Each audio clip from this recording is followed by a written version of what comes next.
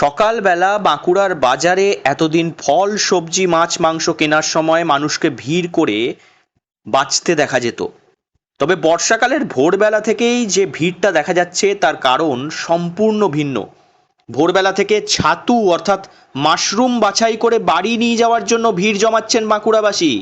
কারণ একটাই, যে এই সময় পাওয়া যায় বিভিন্ন ধরনের সুস্বাদু ছাতু অর্থাৎ ছত্রাক, যার মধ্যে অন্যতম হলো কুরকুরে ছাতু।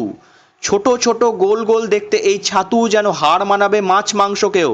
স্বাদেও দুর্দান্ত, তবে দামও বেশ চড়া। কয়েকদিন আগে পর্যন্ত এই ছাতুর দাম প্রায় 800 টাকা কেজি চলছিল। তবে শুক্রবার সকালে বাঁকুড়ার মুখ্য দুই বাজার মাচানতলা এবং লালবাজারে কুরকুরে ছাতুর দাম 500 টাকা কেজি দরে বিক্রি হচ্ছে। দাম একটু কমায় বেশ খুশি সাধারণ মানুষ। নিজের পছন্দ মতো বেছে নিচ্ছেন ছাতু। আচ্ছা, এই ছাতুটা কোথায় পাওয়া যায়? এই ছাতুটা সাধারণত আমাদের রাঢ়বঙ্গের যেসব ঝাউ বন বা জঙ্গল আছে সেখানে একটা নির্দিষ্ট সময়ে এই আষাঢ় বা শ্রাবণ মাসে, এই দুটো মাসে মাটি খুঁড়ে বেরো হয় এবং বিভিন্ন চাষিরা ওখান থেকে সংগ্রহ করে বাজারে নিয়ে আসে। এর বাজার রেট হচ্ছে 500 টাকা কেজি, 50 টাকা শ। বাঁকুড়া জেলার জঙ্গলমহলের ছাতু খুব জনপ্রিয় একটি খাবার। দেশের অন্যান্য জায়গায় যেটিকে মাশরুম নামে চেনা হয়, জঙ্গলমহলে তা ছাতু নামে পরিচিত। এই অঞ্চলের মানুষের কাছে অতি জনপ্রিয় সুস্বাদু একটি খাবার। মূলত এই কুরকুরে ছাতুটি পাওয়া যায় বাঁকুড়ার জঙ্গলমহল এলাকা অর্থাৎ রানীবাঁধ এবং খাতড়ার জঙ্গলে।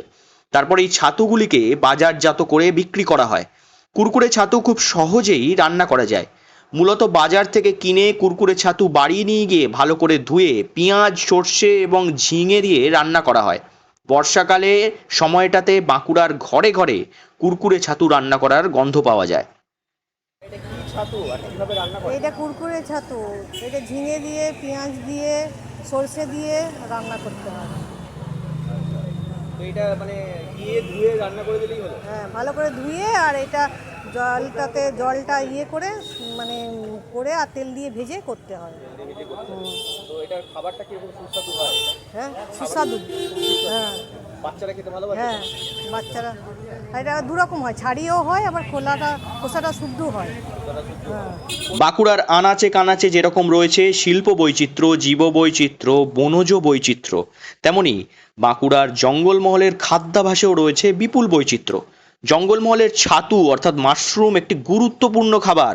বিভিন্ন ধরনের মাশরুম পাওয়া যায়, যেমন সিতাকে মাশরুম, ময়েস্টার মাশরুম, পোয়াল মাশরুম এবং বালি মাশরুম, যা স্থানীয় ভাষায় ছাতু নামে পরিচিত।